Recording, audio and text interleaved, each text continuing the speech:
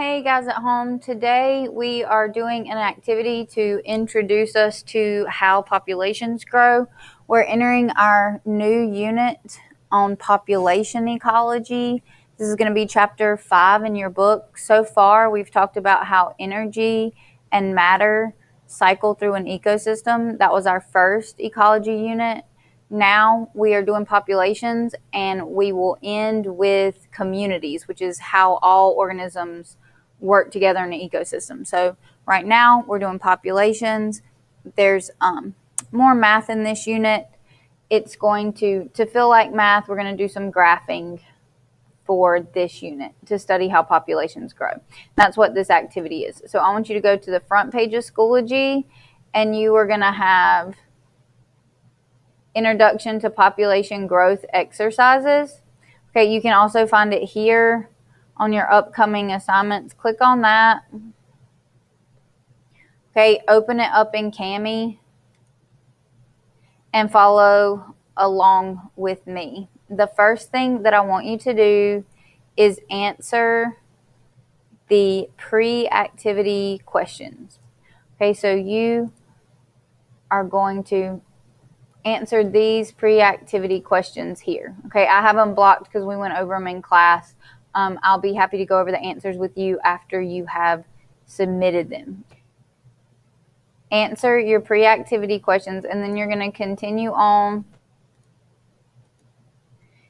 Here at the bottom of that page where you did your pre-activity questions, you are asked to make a prediction. And I'm going to switch over to my cell phone camera in just a minute so that I can show you how we're doing this.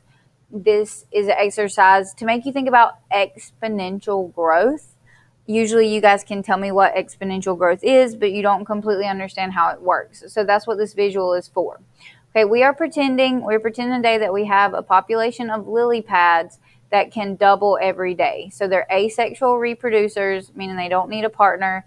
Every lily pad can double itself every single day. So make a prediction. If it takes 10 days for them to grow and cover a pond halfway, how many more days do you think it will take for the lily pad to completely cover this pond? Okay, and you have choices there. Pick A, B, C, or D. It doesn't have to be right. Okay, it just has to be what you think right now. Okay, and then once you have done that, you're going to flip over to the exercise 2, where we're actually going to be working this out. And we did this with sticky notes in class. So now I'm going to switch over to my cell phone so that I can show you what this looks like. Okay, so now I'm going to show you how we modeled this in class. We used our desk. Okay, and I'm just summarizing the directions that you have here on exercise 2. All right, we have a stack of sticky notes. Those are our lily pads, and we're going to model how this population is growing. So on generation 0, you've got one new lily pad and one lily pad total. Because what's happened, okay, this lily pad has somehow gotten into this pond. Maybe a seed blew over, or it got stuck on the propeller of a motorboat, and the motorboat came into this pond. But somehow I've got one new lily pad.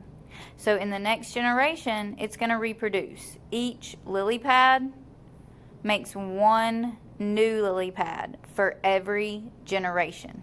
Okay, so here's my first lily pad. It's reproducing. There's my second lily pad.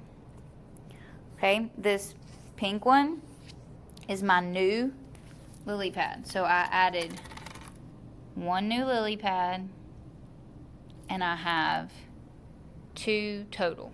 Okay, so 2 lily pads total. In the next generation, okay, both of these are going to reproduce at the same rate. So I'm going to have 2 new lily pads. Okay, this lily pad reproduced. All right, and this one reproduced. So I've added 2 new. And I've got 4 total. I'm going to do one more generation with you. Okay, here I've got 4 lily pads. Each one can reproduce. So again, that's 4 times 1. I'm adding 4 new. 1, 2, 3, 4.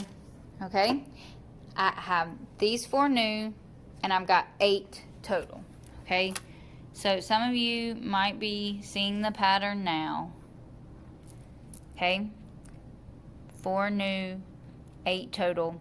You're going to continue with this. If you have something at home like sticky notes you can use, that's great. Otherwise, hopefully you see enough of the pattern to be able to continue. If you've done it correctly, the number you should end in is 1024. Okay, so that's how you'll know that you've done it correctly. And you're also welcome to message me a picture of it if you want me to see what you've done before you move on. On number 7, how many lily pads did it take to fill half your pond?